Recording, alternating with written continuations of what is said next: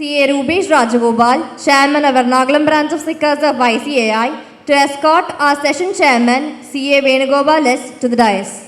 Now, I request our paper presenters to please come over to the dais. Gautam Arangin, Sushmita Madhavan, and Muskan Agarwal.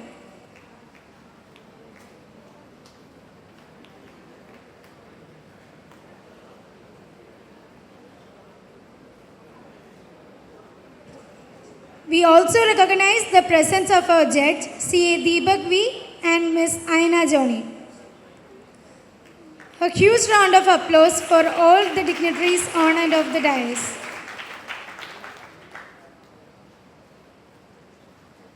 Professional with a distinguished career, he is a managing partner at S. Venugopal and Company CAs in Ernakulam and a practicing chartered accountant with 27 years of experience. Academically, he holds a Bachelor of Science in Physics and is a qualified chartered accountant with an NISM 6 series certification for depository audit. Among his notable achievements, he has brought national awards to the ICAI Ernakulam branch and the SICASA Ernakulam branch during his chairmanship. A huge round of applause and a very warm welcome to CAS Venugopal sir.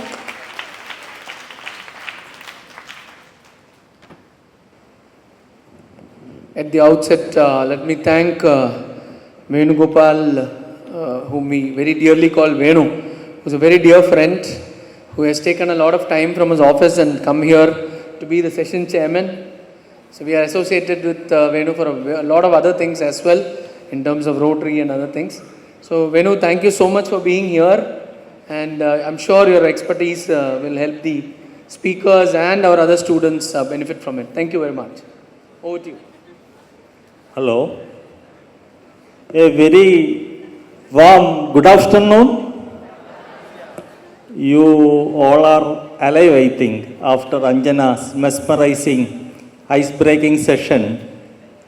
Normally, an afternoon session, especially on a second day, will be a difficult task for everyone, chairman, speakers and everyone. Because some people may be leaving, some people may be after a meal lunch, maybe in a mode to sleep. So, anyone is there? This light. So it will be a very difficult task. However, now all of you are alive, in a good mode to listen something out of your syllabus. You don't have anything to study in economics, I know. But Institute is very much adamant that there should be a session on economics. Maybe thinking that as financial wizards, tomorrow's financial wizards, we should have some basic learning, knowledge about economics. As today, including myself, there is no habit of reading no newspapers, hearing news and all that. Maybe there is a reason why the Institute mandatorily introduced a section of economics in the seminar. Very good afternoon once again. My friend Rubesh, maybe 2 weeks or 3 weeks back, requested to be the chairman in a particular session without telling me that is economics. I readily accepted. Then only after few days, I recognized that it is economics. I also never studied economics. So, with that confusion, I would like to give my opening remarks in economics. Now, India is trying to become a major economic country or economic strength. Now, we placed in the 5th position all over the world, trailing behind US, China, Japan, US, China, Japan, Germany. We are in the 5th position, around 3.4 trillion GDP, dollar GDP economic worth.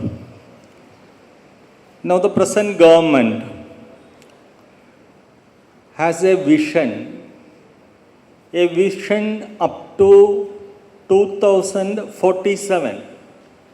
What is the importance of 2047 when India got independence? When India got independence, which year? 1947. Then it is 100 years after of independence.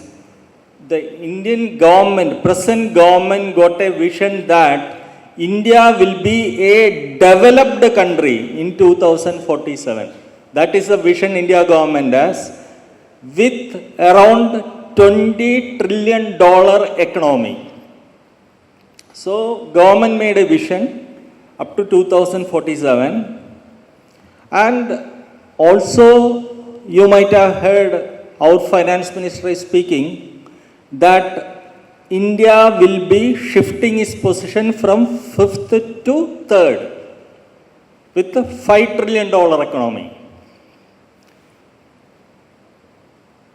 This is the present scenario, but this journey started in 1947 when India got independence. From 1947, Indian economy is growing up. After invasion of British, they destructed our economy. They looted everything. From pepper to diamond, they looted out. From coir carpet to Banaras silk, they looted out. From that crippled condition, the economy has developed. Our GDP has grown around 55 times. Per capita income has grown around 688 times. The contribution to world economy has grown by 3 times. I am not telling too much figures and all that, only times I am telling how this economy has grown. That is only my idea. But one thing we should understand. In 1947, Indian economy was contributing around 3% of world economy. Presently, it is around 7%. But in 1700, well before 1947, India was contributing around 24% to world economy. So you can imagine how India came down by British rule.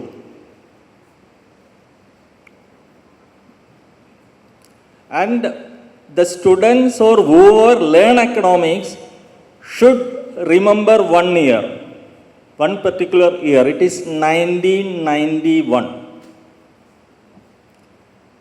Do you know what is the importance of year 1991? Can anyone tell? Pardon?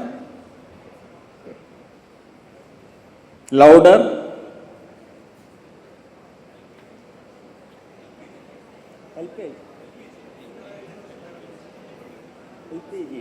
I'll tell you, actually the Rajiv Gandhi assassinated in 1991. That is a once incident. Apart from that, the Indian economy, just like a patient got heart attack or renal failure or something like that, totally collapsed in 1991.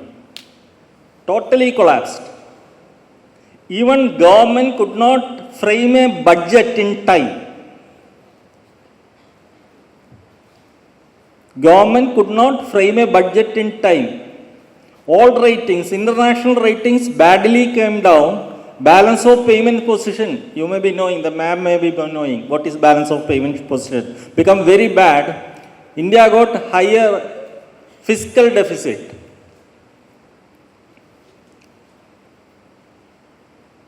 And for the first time, the government could not frame or present a budget. The elected government was out within 16 months. And the election was there. In between the election, this Rajiv Gandhi was assassinated. And then there is a new elected government headed by Narasimha Rao. Fortunately or unfortunately, the finance minister is or was, can someone name? Manmohan Singh.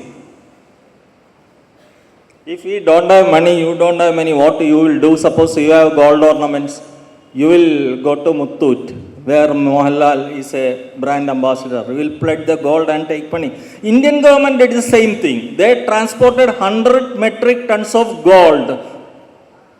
Physically transported 100 metric tons of gold from India to Bank of England and Bank of Switzerland and pledged and raised foreign exchange, foreign reserve to save Indian economy. So it is the year 1991, an economic student should remember. But Manmohan Singh was given a free hand and he started his kind of work. Indian economy, Indian finance sector was opened up, foreign investment are invited, licensed Raj, bureaucratic control, all these things were taken away. And those days, if someone remember, only we have one Fiat and ambassador. I don't know whether you might have seen, whether you have seen those vehicles, I don't know. Ambassador and Fiat. Anyone saw those vehicles? Only Fiat and ambassadors. And mind you, those vehicles, once you bought from the showroom, you have to take to a workshop and do some work for 1 week, then only you can run. There also those vehicles will be available only after say 1 month, 2 months, 3 months queue. Once the economy that opened up, now you can see so many things came. And myself or maybe yourself nowadays, if you travel on a road, you can't name the cars, branded cars you can't name. You will be surprised to see each and every vehicle is different. So from that crippled position, the economy has grown up. Now it came to 3.4 trillion economy, $1 trillion economy. And we are stepping up for the third position all over the world with a 5 trillion economy which will be there in 2027. For sure, that is what government says.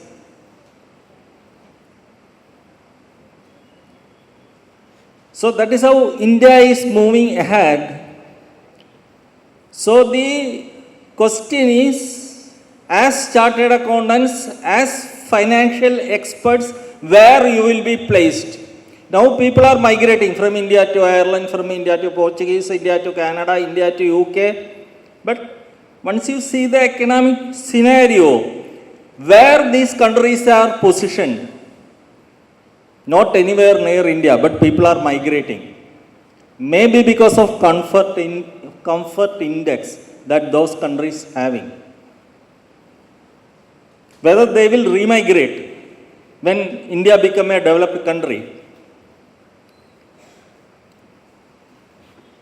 So with this scenario, we have to see the subjects which are here. We have our Gautam, Sushmita and Muskan.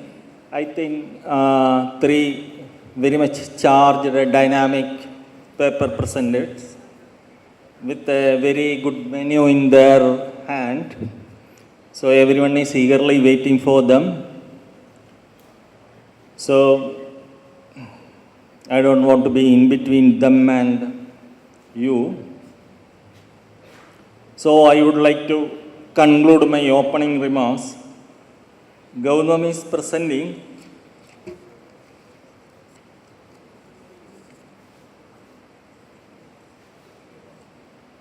Atmanirbhar.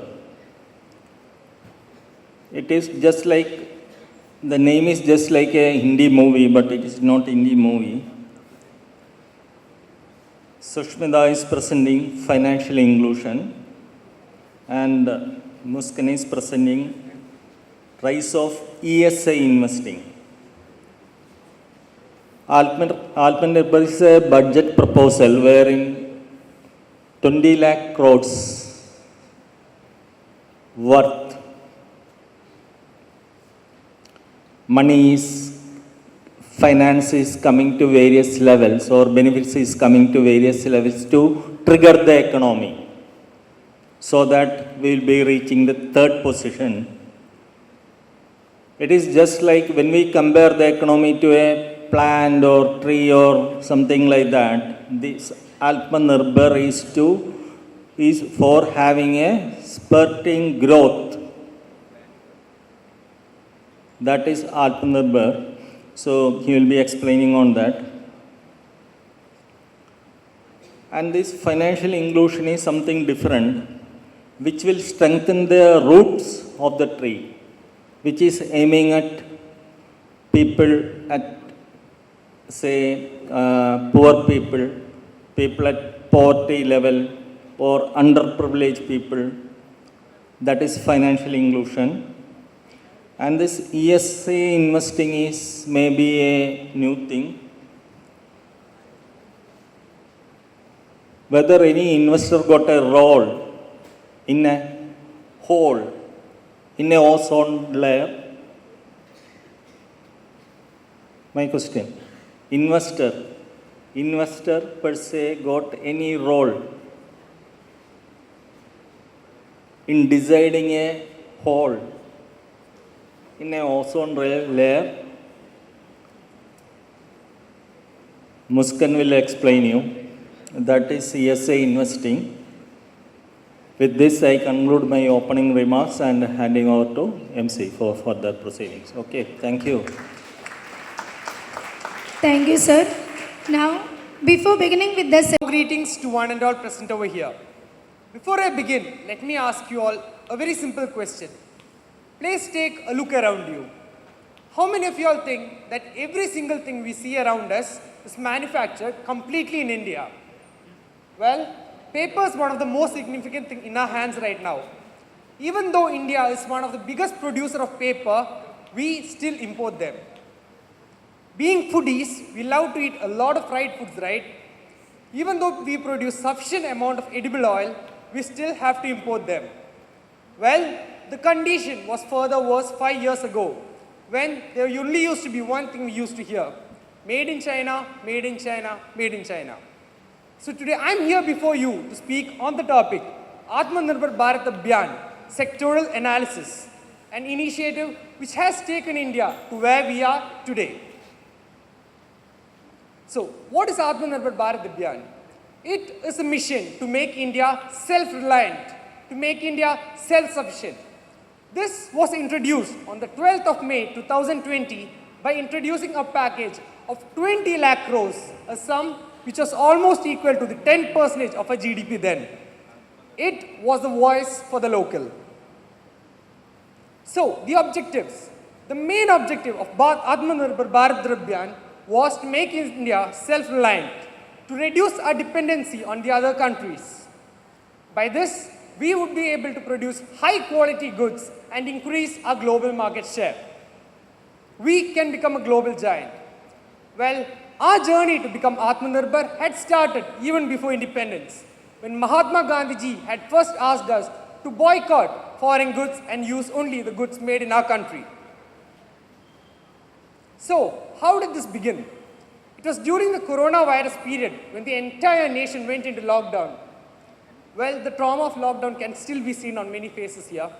Well, it was during that period and when our economy growth started to slow down that we realized we were highly dependent upon other countries for most of our produce. That was when our Prime Minister, Shri Narendra Modi, said that the state of world today teaches us that Atmanirbharta is the only path. We had to become Ishaha Panta, a self-reliant India. So our major objective was to reduce import, increase our production and raise our exports. So, Atmanirbhar Bharat Abhiyan over the years, a total sum of 29.87 trillion was introduced in 3 packages, and the second and third being Atmanirbharta 2.0 and 3.0. By this, there was more private participation in most of the sectors. Defense, one of the most serious sectors, started to see foreign direct investments. This was one of a kind. In order to become self-reliant, many initiatives and schemes were introduced. Some of them were production-linked incentives, new healthcare systems, rational tax laws, and many more. The defense leap. The defense was one of the sectors which saw a lot of changes ever by the introduction of Atmanirbharta. A total 101 products was banned from importing over a period of 5 years. New categories of procurement, India indigenously designed, developed and manufactured items started to come over. In the year 2022, 65% of the defense budget was just used for domestic production. Ordnance Factory Board reforms and more orders were given to defense public sector units, which indicated that we were being more self-reliant. Better changes were seen in the making of warships and submarines, and one major example is the development of INS Vikrant right here at the Cochin Shipyard Limited. So, Atmanirbhar Bharat Abhiyan actually comprises of 5 main pillars, they being economy, infrastructure, system, demography and demand. So economy, we need to build an economy which can take a quantum leap rather than just changing gradually. Without economy, there is no demand in our country. So we need to take such measures which will develop our economy to the best. Infrastructure. Our country, India, needs to have the best infrastructure to make us self-reliant. System. We need to have state-of-the-art system in our country. Only with the best systems and best technology can we have a competitive advantage over other countries. Otherwise, we will still have to be dependent upon them. Demography. We need to make the complete use of the millennial population of our country. That is, we ourselves. We need to give all the best reforms so that this population can take us to higher strengths. We need to convert this strength of our country into results. Demand. Even though demand comes as the 5th pillar, it forms the base. Without demand, there is no economy, there is no production, or there is no supply. So we need to prepare a proper supply between demand and supply. Currently, the manufacturing sector of our country gives to about 15% of GDP, which needs to be increased so that we become self-reliant. So, by the study of the Atmanirbhar Bharat Abhiyan, these were the first few sectors where we had to bring gradual changes. They were agriculture, MSME, migrants, health, education, defense, space, banking credit, food security and mining. So, ever since its inception in 2020, 4 years later, now let's see where we stand. To understand our economy, the economy was divided into 20 different sectors as shown. Some of them are animal husbandry, dairy, textiles, tourism, and these are the other 20 sectors. So, to understand a journey, an index called the AI Index or the Atmanirbhar Bharat Abhiyan Index was created by the Confederation of Indian Industrials along with PricewaterhouseCoopers. A country having an AI index of 1 or more is considered to be self-reliant. Our country, India, currently stands at 0.69, which indicates that we are not yet fully self-reliant. Out of the 20 sectors in which our economy has been divided, our country, India, are self-reliant in 8 of these sectors, and some of them are apparels and textiles, food items, steel and iron, transportation, and leather goods. Whereas in the 12 other sectors, we still fall behind. Some of them are electronics, manufacturing, plastic chemicals, minerals, wooden goods, and vegetable products.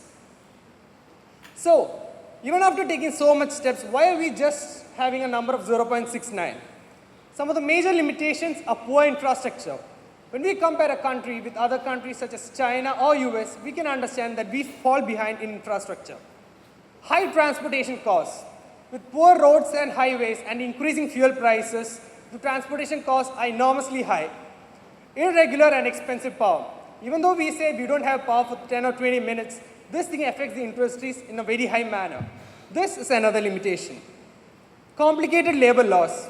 Staying in a state like Kerala, I know we are very much aware of the various problems which we have faced or the laborers face. This, in a nationwide overview, becomes one of the major problems. Expensive land and poor warehouse facilities also adds to this. And one more limitation is the population of our country. We know our population comprises a lot of poor people. They do not have much of the purchasing power. And when it comes to the next level, that is the middle income people, it forms about 45% of the people who purchase. But currently the mindset of these middle people is to save more rather than investing.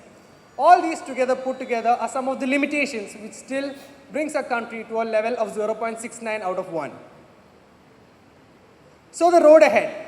Our country's exports have been rising significantly. In various sectors such as pharmaceuticals or mobiles, we are having quantum leaps.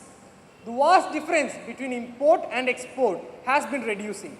Earlier, we used to import 5 times and export 1. Now, the ratio is almost equaling.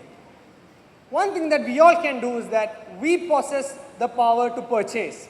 Even though all of us cannot start a business, we can purchase. That is in our hands. We need to make sure that we only purchase local goods or those goods which are produced in our country. And we need to quit the foreign goods. Better infrastructure, labor laws, and supply chain could be more beneficial. Let us become a producer rather than a consumer. This is when I just get reminded of a talk that I heard the other day. This is to all those people who wish to begin a business but are hesitant. When we begin a business, one of our major doubt is whether we can be able to acquire customers. Let's keep us at 90% of our population and think so whether we can supply to the 10% of our population, which comes close to 14 crore people. If we are able to sell at least one matchbox or one chewing gum per week to these customers, then we can still be a multi-crore business. That is the market in which we are living. Enormous opportunities are right behind and ahead of us. Let's not let companies such as Apple or Hyundai to consume us. Rather, we can become producers and let they become our consumers. And yes, this is the right time to invest in our country because it is in our hands. Each one of us changing might not bring a change, but when each one of us think, that is where we can bring out all the major changes.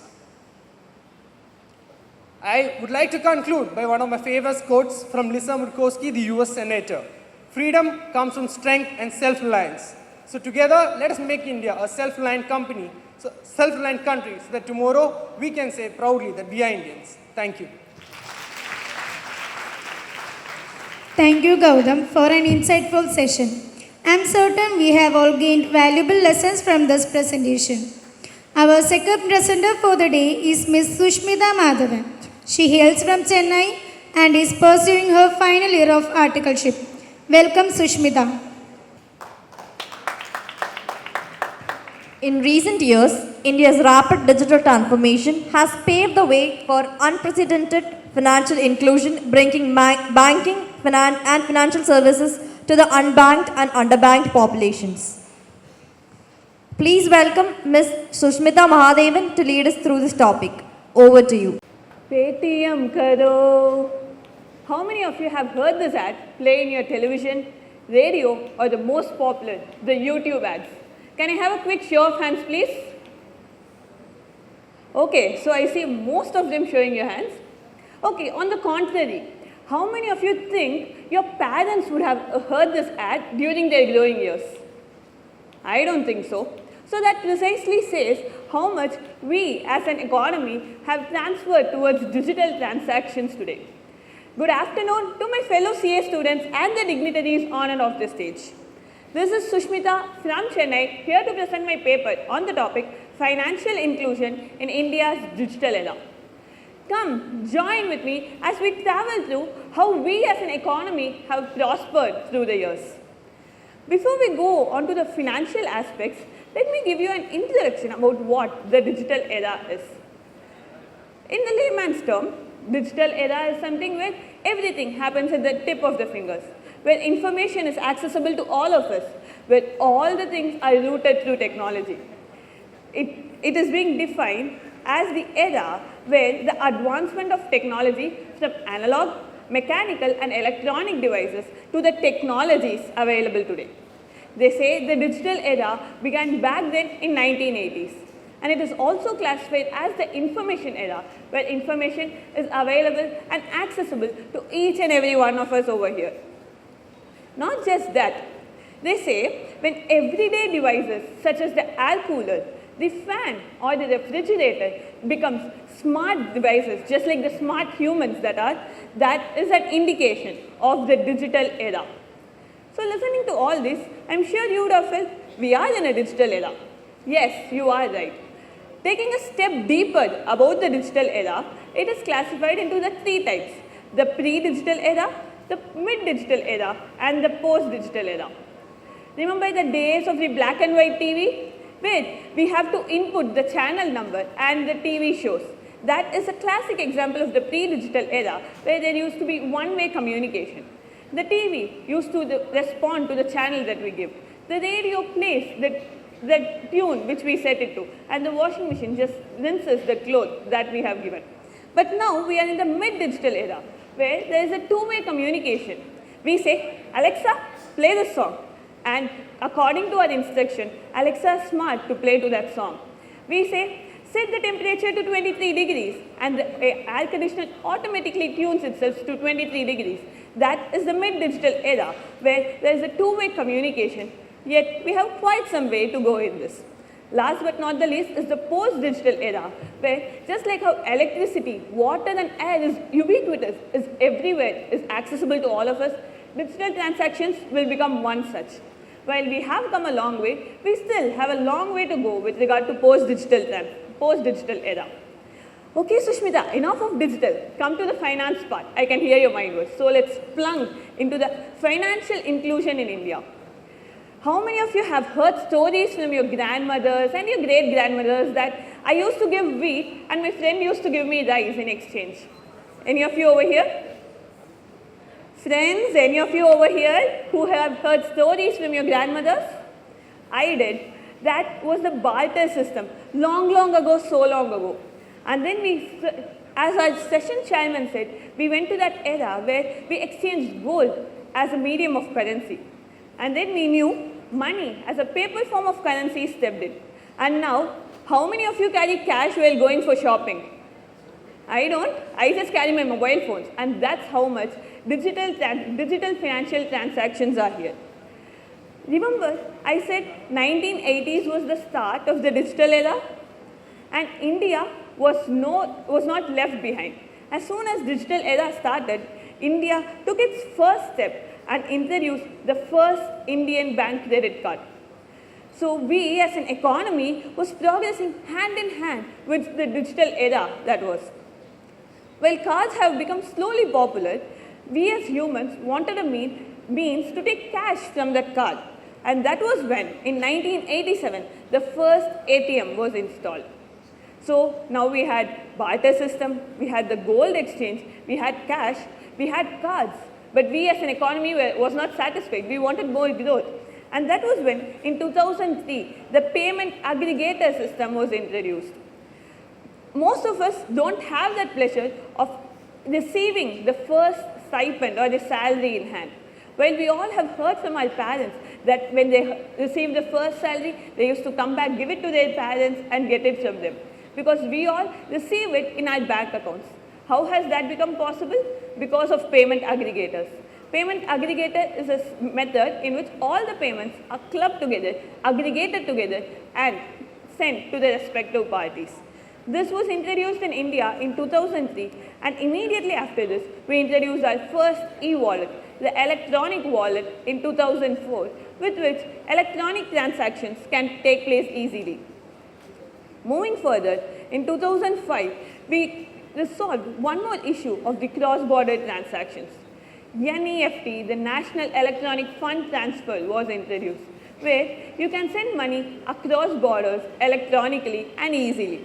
But NEFT had its own disadvantage. Anybody has any idea what was that disadvantage?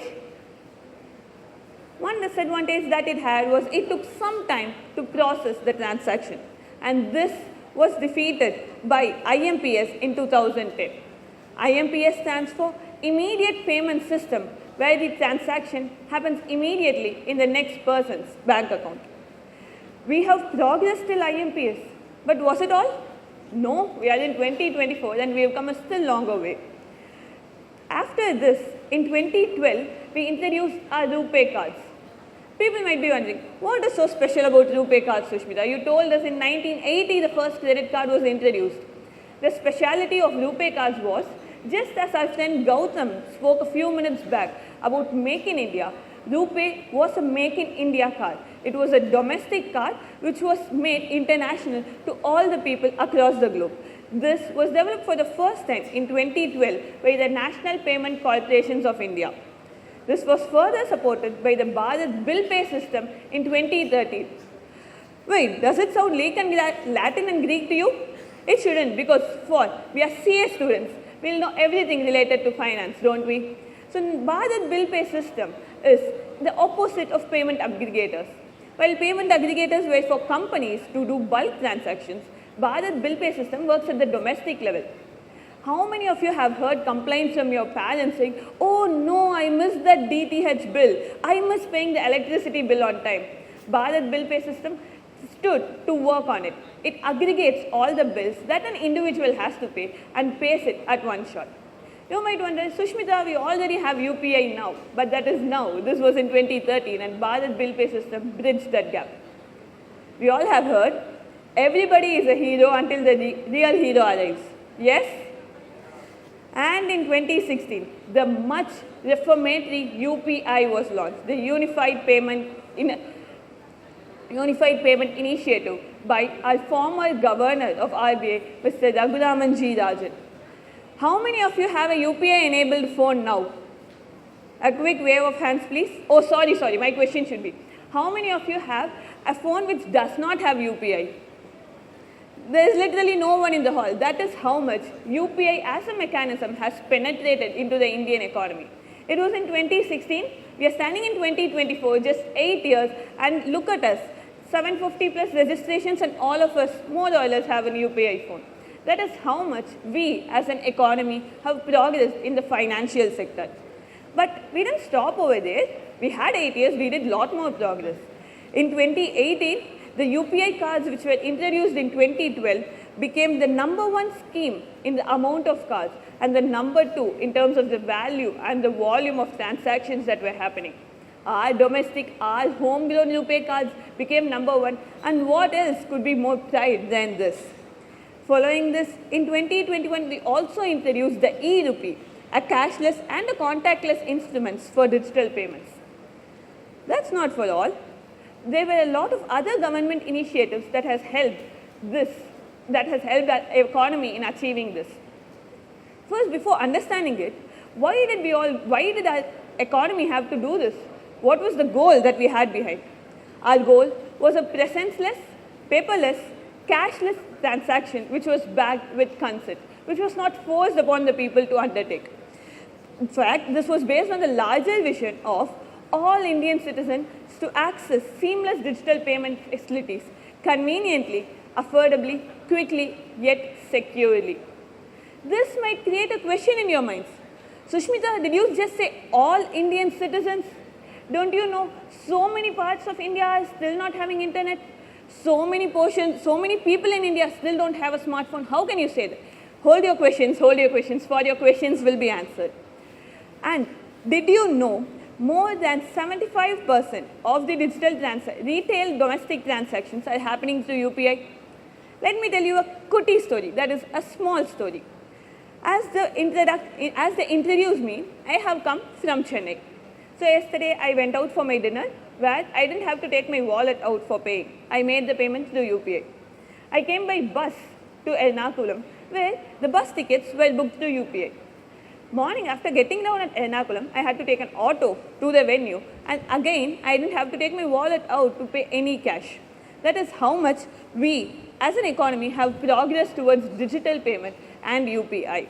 That is, India ranks #1 for the real-time payments globally with a whopping 89.5 billion payment transactions in 2022. And it was a 76.8% increase in the year-on-year transactions. Not just that, we account for 46% of all the real-time transactions. When I say real-time, I make the payment now and ma'am receives the payment immediately. That is an example of real-time transactions. And India accounts for 46% across the globe. Not just that, Beam UPI has emerged as the preferred payment for 75% of the retail domestic payments in India. How was all this possible? What were the important reasons behind this? Could be one question in your mind. We all know demonetization had a major role to play. COVID 2020, where all of us were stuck inside homes, we couldn't go out, had a role to play. Not just that, we had one more major yojana, the JAM yojana in 2014, which also paved way for this. It's not the jam that we consume, but the Jan Dhan, Aadhaar and the mobile yojana, where the vision was Jan Dhan, the money of the people, Aadhaar and mobile have to be unified to ensure seamless payments. Not just that, we still have initiatives coming up from the government. Say, in 2022, UPI 123 Pay was launched. The questions that we asked earlier, do all people in India have internet? Do all people in India have smartphone access is addressed here because UPI 123 Pay enables people without smartphone to make UPI payments. On similar lines was UPI Lite introduced, which was for small value transactions less than rupees 500. Imagine the entire economy relying on UPI for payment. Won't it crash? Won't it become too much of a traffic to handle? And that was why UPI Lite was introduced for small value transactions such as rupees 500. While the entire India doesn't have access to mobile phones, to the smartphones or to internet, most of us have at least that feature phone through which we can still make UPI transactions. So the aim was to position India as one of the most efficient and advanced payment markets worldwide. And here we are taking slowly baby steps from 1980 to 2024 to achieve this. Before I conclude, I would like to reiterate a few words from our Honorable Prime Minister Narendra Modi ji. He says, I dream of a digital India where mobile and e-banking ensures financial inclusion. And if all of us are able to do it, I am sure we will become that 5 trillion economy which we dream of. Thank you for your patient listening. Back to the MCs. Thank you, Sushmita, for sharing your expertise and insights with us today. Our third presenter for the day is Ms. Muskan Agarwal. She hails from Gurgaon and is currently doing her industrial training in Bangalore. And today in next 15 minutes, I will be covering my topic of the day, which is Rise in ESG Investing and Corporate Sustainability.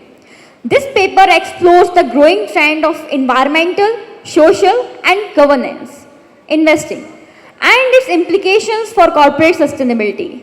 It examines the factors driving the rise of ESG investing, the role of regulatory frameworks and the impact of corporate practices on the investment approach towards corporate sustainability. Now, beginning with the index, I would be covering my paper in 10 particular topics, which goes like introduction, then understanding of ESG investing, then evolution of ESG investing, and then more of the topics where we will eventually cover how ESG investing is related with corporate sustainability. Going forward, to begin with the introduction, firstly let's understand what is ESG stand for. Before understanding ESG investing, the ESG stands for Environmental, Social and Governance Investing, and it has emerged as a significant trend in the financial markets, reflecting a shift in investors' priorities towards sustainability and ethical considerations. This paper aims to develop to the rise of the concepts by understanding the driving forces behind the ESG investing. Also, we will be gaining insights on the future trajectory of sustainable finance and corporate social responsibility. Now, while going to the next topic, which stands for understanding the ESG. So, basically, whenever we go into any decision making, we don't have to just keep the company's priority or goals in advance. We should also be socially active and we should know the social cause, the company's relations with the employees, its suppliers, its customers, and its communities. The environmental word focuses on the company's impact on the planet, which includes issues like climate change, resources depletion, waste management, and pollution. We all are aware that whenever a company produces any kind of goods, they causes a lot of pollution and a lot of negative hazards to the environment around them, right? So, in order to make sure that companies deplete the environment less, ESG has came into a picture. The governance in ESG stands for the ethical practices, including the board structure and the executive compensation, and also the transparency between the shareholders and its clients. Now, the evolution of ESG investing has significantly grown from 2006 to 2020, and there has been an upward shift in the ESG investing. The historical background traces the origins of socially responsible investing and its evolution into ESG investing. One of the major milestones which highlight the significant events and milestones is the UN Principle for Responsible Investment, which is PRI in 2006. So the evolution in ESG has led to a successful drivers of ESG investing. To name a few of the successful drivers in ESG investing are the investors' demand and the regulatory policy development. It analyzes how the changing investors' preferences, particularly among the millennials and including institutional investors, are the driving force of the demand for ESG investments. Then there are also regulatory frameworks which are covered by Sustainable Financial Disclosure Regulation, which regulates the government incentives, and incentives are aimed at encouraging the ESG practices among corporations. It has led to a significantly global growth in sustainable investment, leading to $1 trillion of economy. Now, the Europe and the US are the biggest player in sustainable investing as on today. While these two things are equally important, what's more important is the corporate pressure and activism. The CSR, which is corporate social responsibility, discuss the role of CSR initiatives in shaping the corporate strategies. The shareholders are equally important to investigate how shareholders' proxy voting are pushing companies to adopt ESG investing. The impact of ESG investing finally on corporate sustainability is very important. The impact is significant as we all know that any company which has to survive in an economy, they have to make sure that customer is the king. Now, in that case, it is very important that the goals and objectives of companies are equally aligned with the goals and objectives of environment. Where ESG integration with corporate sustainability analyzes how companies are integrating ESG factors into their business strategies and operations. The access to the importance of sustainability, such as global reporting initiatives and sustainability accounting boards, are equally emphasizing on the more and more initiatives toward aligning the investing with the corporate sustainability. The financial performance and the risk measurement also mitigate how the ESG practices contributes to the risk mitigation and long-term financial sustainability. The performance metrics discusses the performance about the ESG investments and their impact on corporate financial performance. Now, before going on to the next slide, which discovers the challenges and criticism of ESG investing, let me discuss a case study with all of you, which I guess each and everyone would be able to relate more. Let's say Toyota, a company who is engaged in automobile sector, and they are producing a lot of their vehicles and engines on regular basis. Now, Toyota is causing damage to the earth, damage to the environment by doing such practices which are producing the hazardous pollutionary air.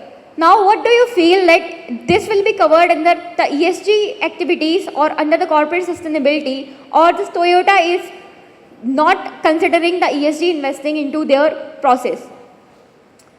So I guess everyone would be thinking the same thing, that if the company is not viable enough to survive in a surrounding, eventually the earth will deplete and there will be a lot of criticism and challenges which will be faced by the companies. Now, secondly, we can discuss about the pros and cons of ESG investing. Coming to the pros first, the investors are the important factor in any economy in order to make sure that the company is growing. The lack of standardization explores the challenges posed by the company due to lack of standardization. So, balancing the profit and purpose is very important in an economy. This debate has been ongoing to analyze that whether over the ESG investing can truly be profitable with also surviving its purpose. The purpose is to maintain the economy and the environment to its full of the utility. Now the stakeholders, including its customers and clients, explore the perspective, including that there should be a balance between the profit and the purpose. The emerging trends have involved technological innovations, which discuss the role of technology such as artificial intelligence and big data in advancing ESG investing. The new financial instruments explore the development of green bonds and social impact bonds that support ESG goals. This is not the least, whereas the regulatory developments are also taking into place, where the global coordination highlight the need of harmonization of ESG standard across the globe, which will not only bring the transparency but will also bring the standardization in the country. While talking about the long-term impact, the Sustainable Development Goals assess how ESG investing aligns with the United Nations Sustainable Development Goals and contributes to global sustainability efforts. It also speculates the long-term impact of ESG investing on corporate behavior and the evolution of business practices. Now talking about our second part of the day, which is the corporate sustainability, a pathway to the long-term success. Corporate sustainability has emerged as a focus in the business world. It has been driven by the growing recognition of the interconnectedness between the environmental and social responsibility and economic performance. Companies are increasingly adopting the CSR activities to mitigate their risk and meet the evolving expectations of the stakeholders. Corporate sustainability refers to a business approach that creates long-term shareholder value by embracing opportunities and managing risk derived from the economic, environmental and social development. It encompasses a wide range of practices aimed at ensuring that business operations do not deplete resources. It in fact do not harm the environment while promoting equal social responsibility and economic stability. Some of the key components of corporate sustainability are the environmental sustainability focus on minimizing the negative impact of business activities on the natural environment. It includes reducing carbon footprints, conserving water and energy, managing waste and protecting the biodiversity. The social sustainability in effect emphasizes on the importance of managing relationships with its employees, customers, suppliers and the broader community. This involves ensuring fair labor practices and also promoting the diversity and inclusion. By fostering a positive impact, companies can build a social relationships with the stakeholders and also enhance their reputation. Just like there are two big companies of India. The first one is being headed by Ratan Tata and the other one is headed by Mukesh Ambani. Now, somewhere deep down inside, we know that, okay, we more tend to promote Ratan Tata company because we know that he is doing more social responsibility and he is also taking equally care of the environment as he is concerned about his profit. While in the case of Reliance, this is not the case. They just majorly look on their profit and their impact on social things are not that great. Also covering the governance, it pertains to the system and processes which are that effective as good as the management of the company wants to do it. Now, while compliance with the laws and regulations, the companies with strong governance structures are better positioned to navigate the challenges, make informed decisions, and maintain stakeholders' trust. While also challenging the implementation of the corporate sustainability, I would like to conclude this topic by saying that the balancing between the short-term and long-term goals are very important. While one side you have to maximize your profit, at the other side you have to make sure the environmental impact is least. The rise of ESG investing signifies a fundamental shift in the investment landscape, emphasizing the importance of sustainability and ethical considerations. By integrating ESG factors into investment decisions, the investors can drive positive change in corporate practices, such as greenwashing and standardization and balancing profit with a purpose that need to be addressed, ensured, and continued growth and effective ESG investing. Thank you so much for being a patient listener and for being a good audience.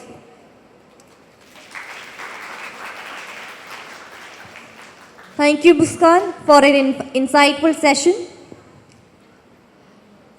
Now, I request our session chairman, C.A. Venugopal S., to give his insights upon the session.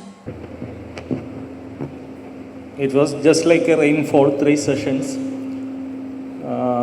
very brilliantly presented. Regarding this first session, he almost covered all sectors wherein government is concentrating to make self-independent or self-sufficient. That it got so many aspects in macro level also, something like, say, one district, one product, or something like you might have read something like loan to this street vendors, hackers, etc., 3,000 rupees without any collateral security and all that. All these aspects are under this self-independent India, Atmanirbhar. Regarding that second session, financial inclusion actually it is defined by World Bank. That is availability of financial products and services at a reasonable cost. Imagine a case wherein these poor people, they don't have a bank account. Suppose opening of a bank account is available without much complication and without much cost, they will open a bank account. Once they open a bank account, even you open a bank account, you will start something saving. So this is the idea of financial inclusion. So she very well explained the digital outcome. That is so many aspects where this information technology has crept into and how these financial products and services developed. And in the third session, that is ESG investment, there are ESG rankings are available for this investment instruments.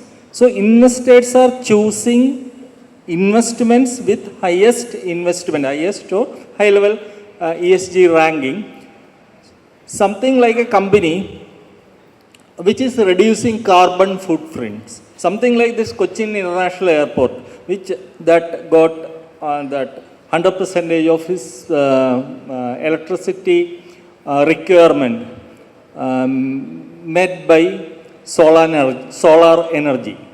So there is no carbon effluent which is affecting the environment. So as an investor, you can influence the companies to have better environment supportive system, and as the speaker correctly said, social responsibility and good governance. Here is one, we have a respectful ma'am from Rajagiri College to evaluate the speakers. So we can hear from her. Thank you. Thank you very much. So first, let me congratulate the Institute and all the students who have been behind this conference for the 2 years. I think you people have done wonderfully well. And today, just seeing the 3 topics which are very relevant in today's economy. So before coming to an analysis of the 3 topics and our 3 speakers, one word to all the students gathered here. You have been listening to a lot of topics, lot of eminent personalities coming and talking you, lot of motivational talks. You have been hearing it for 2 days. But let me tell you, from my experience and what I've heard from my students, the very important aspect in your life is always networking. Networking is something which adds value to whatever you are doing. So I hope you people could network with your counterparts, your seniors, all those people in these 2 words. Now coming to the 3 speakers today, Gautam, Susmita and Muskan, congrats. You have brought up a beautiful presentations today. Congratulations. So, small words about the 3 topics. The first one is Atmanirbhar Bharat Abhiyan. So, when we hear this, we call it as a phrase. But this is a connection of so many things. India, we know we are leaping into being a super economy within few years. But there are many limitations, as he pointed out. And one of the major limitations is a growing population. When you look at the other economies, one of the major things India is facing is a growing population we have. And connected to that is creating jobs for the people. One of the very difficult tasks our country is facing now. So that is also linked to this. That is, you create, you produce goods here, you consume it, and then our economy can develop. So that angle also comes into this Atmanirbhar Abhiyan. So congratulations, Gautam. You have brought about so many points. You have shown the sector-wise development and also the major limitations. So as youth, you also have to look at that limitations and how you can overcome those limitations. That is one angle you can think about. And also future chartered accountants. What is your role there? Because accounting standards will change. For all these MSME, small, medium scale industries, you can see there will be different standards which are coming up, how to have their accounting standards. So what is your role there? Or you can even think of developing new standards. So this is one thing, a thought for you. Coming to the digital era, the second topic. So I started my career as a banker, and I was put in the middle of the age where we were moving from brick and mortar to core banking. I started my career in the core banking transformation of a bank. So I know what the process is all about. But the difficult part in that was, I was in a staff training college teaching people how to use technology. I faced that a lot, to teach people how to use technology, how to take advantage of that. But now we know that as time passed, even the kids, everybody, even when we go home, we know our elders are well versed in using the technology.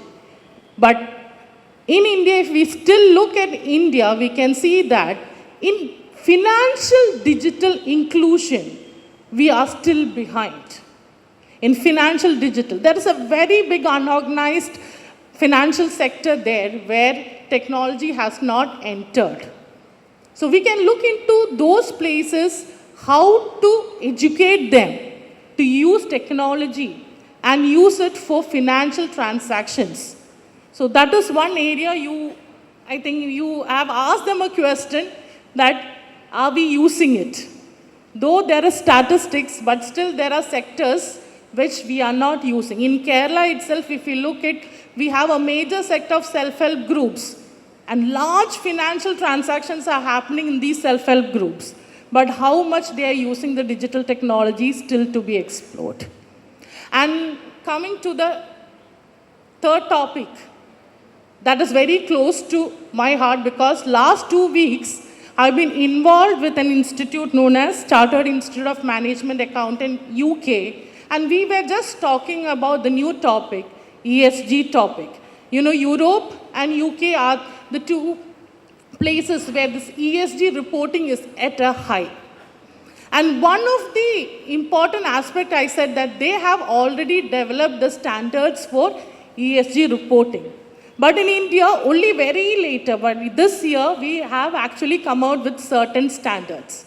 And as CA aspirants, you clearly have to look into the ESG area because not only financial reporting, non-financial reporting like ESGs are very important nowadays. Now only the top 1,000 companies in a stock exchange need to report, but I think within few years, every company will have to do their ESG reporting. So that is also one area you can explore. You have a lot of job options in that area. So that is one area as new CA aspirants you can think about. And those countries, what one difference I found is that the students, the means they are CIMA students, and the faculty are spending in companies for months developing ESG frameworks, developing KPIs, key performing indicators to report ESG. So I think there should be a link with the industry and your student wing where you can actually spend time there and understand all those things. So these are certain things which I wanted to share with all of you. Do I need to say who's the... No.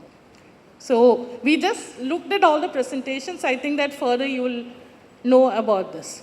So thank you once again for having me here and all the best to all of you. Thank you.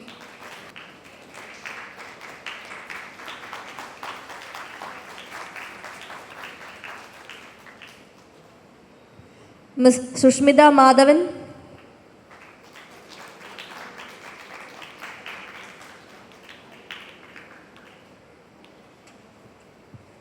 Ms. Muskan Agarwal.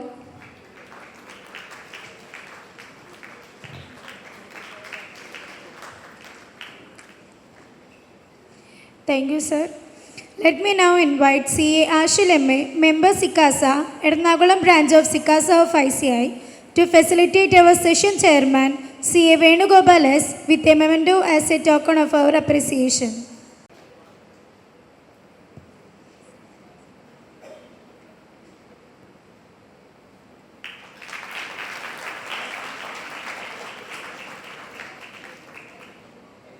Let me now invite Naina Johnny with a memento as a token of our appreciation.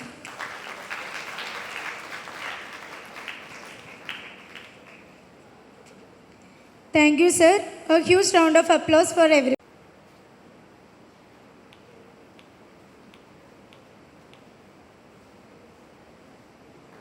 A big round of applause for the winner of this technical session 3, Ms. Liana Farzeen. Congratulations, Liana.